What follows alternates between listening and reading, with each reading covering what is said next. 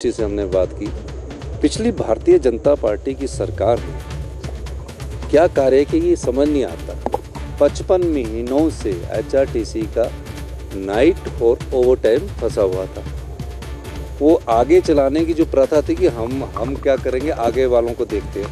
हमारी सरकार ये सोचकर कार्य नहीं करती। व्यवस्था परिवर्तन के इस दौर में हमने कहा है कि इनका मार्च तक हम जो भी ओवर टाइम है, और अभी पहले तो हम 50 करोड़ के रूप में, जिसमें एचआरटीसी भी कुछ शेयर करेगा और हम भी कुछ शेयर करेंगे, उनका पूरा हम ओवरड्राफ्ट और एरियर देंगे। और 31 मार्च से पहले हम इनका पूरा कोशिश करेंगे कि पूरा हम ओवरड्राफ्ट और एरियर उनको दे दिया जाए।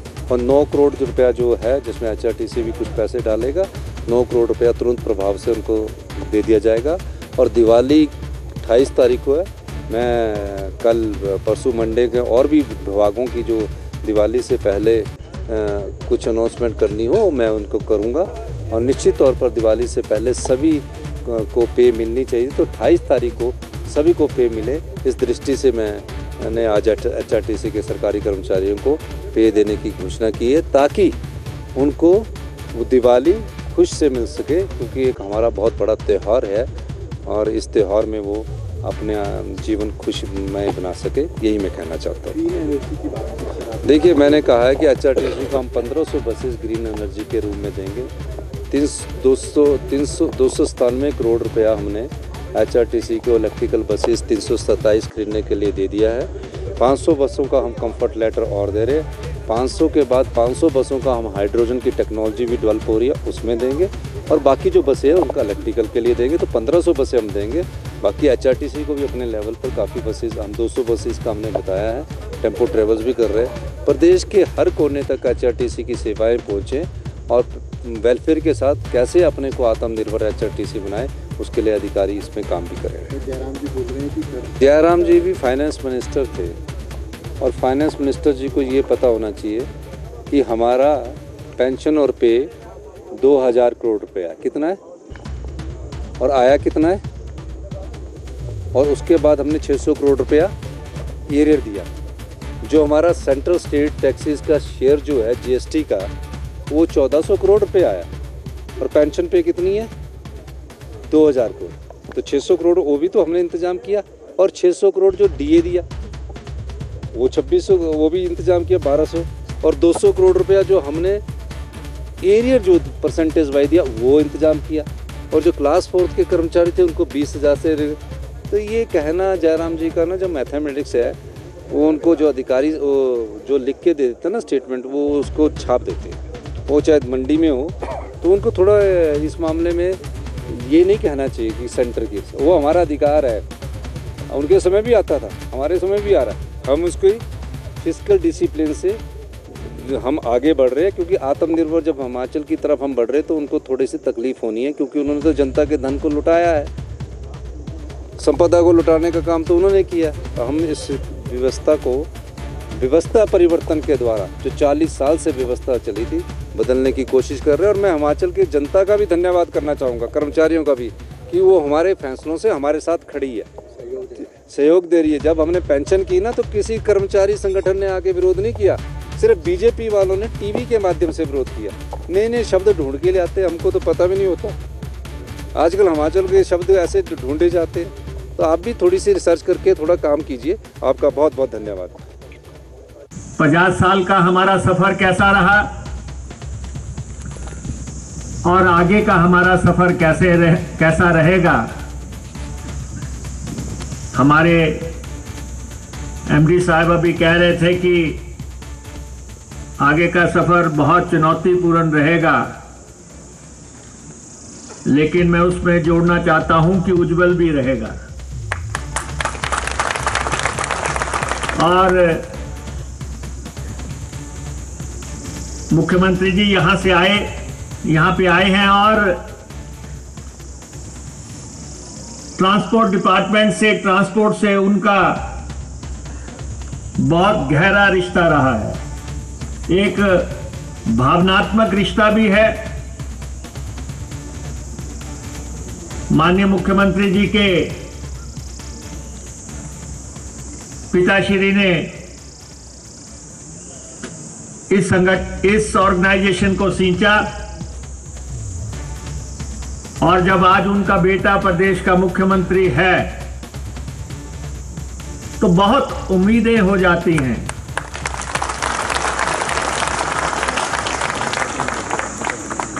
क्योंकि ऐसा मौका बार बार नहीं आता है। दो लोग यहां बैठे हैं, मुख्यमंत्री जी बैठे हैं,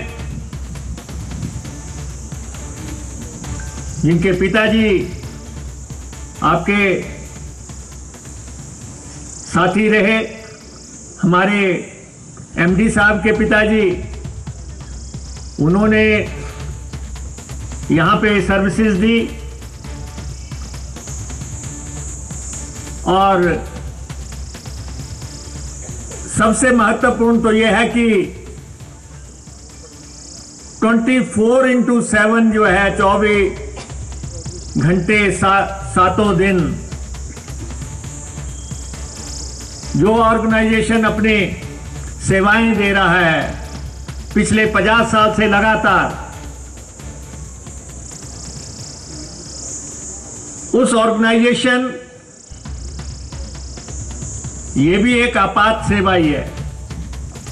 आप लगातार देखते हैं कि हमारे कर्मचारी पंडाल में बैठे हुए हैं, लेकिन उनकी चिंताएं रूट चलाने की हैं। बस लेके जाना है, उसके साथ जाना है। और यहां पे ऐसे कर्मचारी भी अभी सामने आए जिन्होंने अपने जीवन काल में कोई छुट्टी नहीं ली, 25-25 साल से गाड़ी लगातार चलाई है। तो हमें बड़ा गौरव है हमारी एचआरटीसी पे। हमने खुद एचआरटीसी में बहुत सफर किया है, यूनिवर्सिटी में थे। एचआरटीसी ही ऐसी संस्था थी जो हमें घर से शिमला पहुंचाती थी। और अभी 20-25 साल पहले जब हम दिल्ली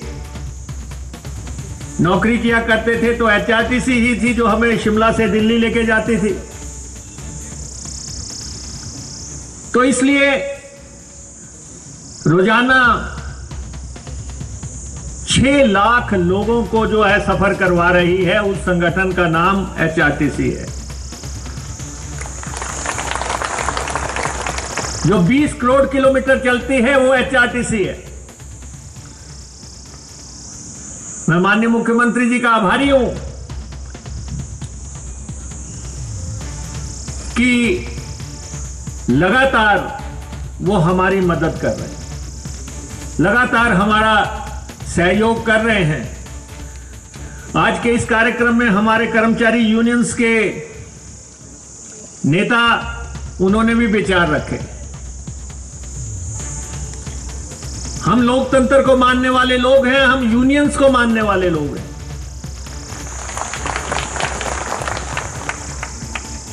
क्योंकि हम खुद चुन के आते हैं और